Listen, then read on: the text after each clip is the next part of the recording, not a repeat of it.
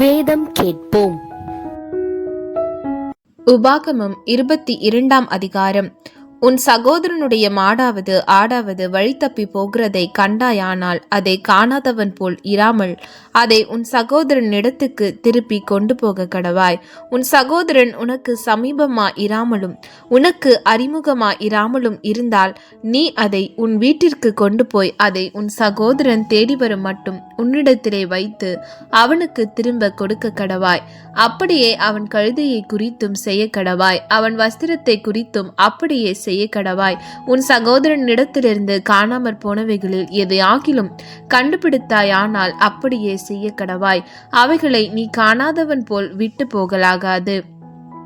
உன் சகோதரனுடைய கழுதையாவது அவனுடைய மாடாவது வழியிலே விழுந்து கிடக்கிறதை கண்டாயானால் அதை காணாதவன் போல விட்டு போகாமல் அவனோடே கூட அதை தூக்கி எடுத்து விடுவாயாக.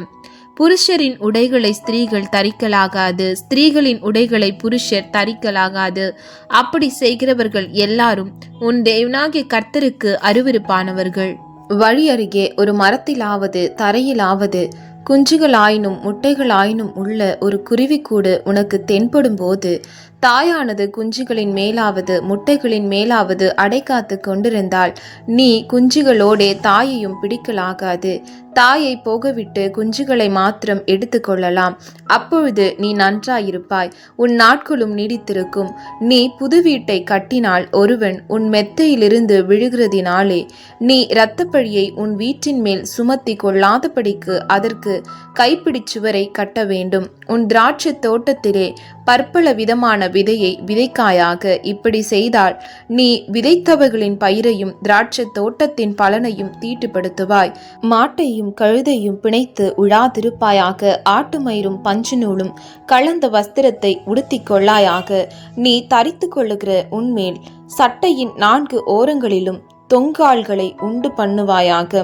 ஒரு ஸ்திரீயை விவாகம் பண்ணின ஒருவன் அவளிடத்தில் பிரவேசித்த பின்பு அவளை வெறுத்து, நான் இந்த ஸ்திரீயை விவாகம் பண்ணி அவளிடத்தில் சேர்ந்தபோது கன்னிமையை காணவில்லை என்று அவள் மேல் ஆவலாதியான விசேஷங்களை சாற்றி அவளுக்கு அவதூறு உண்டாக்கினால் அந்த ஸ்திரீயின் தகப்பனும் அவள் தாயும் அவளுடைய கன்னிமையின் அடையாளத்தை பட்டணத்து வாசலில் உள்ள மூப்பரிடத்தில் கொண்டு வர கடவர்கள்.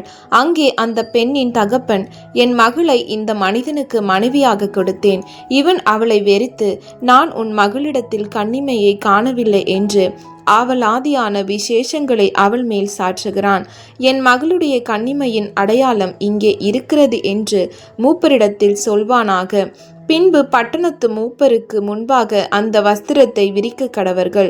அப்பொழுது அந்த பட்டணத்து மூப்பர் அந்த மனிதனை பிடித்து அவனை தண்டித்து, அவன் இஸ்ரவேலில் ஒரு கன்னியை அவதூறு பண்ணினதினாலே அவன் கையில் 100 வெள்ளிக்காசை அபராதமாக வாங்கி பெண்ணின் தகப்பனுக்கு கொடுக்க கடவர்கள். அவளோ அவனுக்கு மனைவியா இருக்க வேண்டும். அவன் தன் ஜீவனுள்ள அளவும் அவளை தள்ளிவிடக்கூடாது. அந்த பெண்ணிடத்தில் கன்னிமை காணப்படவில்லை என்னும் சங்கதி மெய்ப்பட்டதே. ஆனால் அந்த பெண்ணை அவள் தகப்பனுடைய வீட்டு வாசலுக்கு முன்பாக கொண்டு வந்து அவள் இஸ்ரவேலில் மதிக்கெட்ட காரியத்தை செய்து தன் தகப்பன் வீட்டிலே வேசித்தனம் பண்ணினபடியினாலே அவளுடைய பட்டணத்து மனிதர் அவளை கல்லெறிந்து கொல்ல கடவர்கள். இப்படியே தீமையை உன் நடுவிலிருந்து விலக்கு கடவாய். புருஷனுக்கு விவாகம் பண்ணப்பட்ட ஸ்திரீயோடே ஒருவன் சைனிக்க கண்டுபிடிக்கப்பட்டால் அந்த ஸ்திரீயோடே சைனித்த மனிதனும் அந்த ஸ்திரீயும் இருவரும் சாக வேண்டும். இப்படியே தீமையை இஸ்ரவேலிலிருந்து விலக்கு கடவாய். கன்னிகையான ஒரு பெண் ஒருவனுக்கு நியமிக்கப்பட்டிருக்கையில் மற்றொருவன் அவளை ஊருக்குள்ளே கண்டு அவளோடே சயனித்தாள்.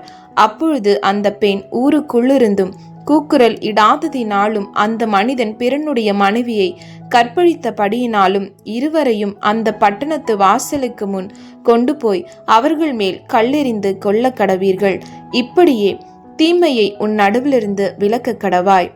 ஒருவனுக்கு நியமிக்கப்பட்ட பெண்ணை வெளியிலே ஒருவன் கண்டு அவளை பலவந்தமாய் பிடித்து அவளோடே சைனித்தானே ஆகில் அவளோடே சைனித்த மனிதன் மாத்திரம் சாக கடவன்.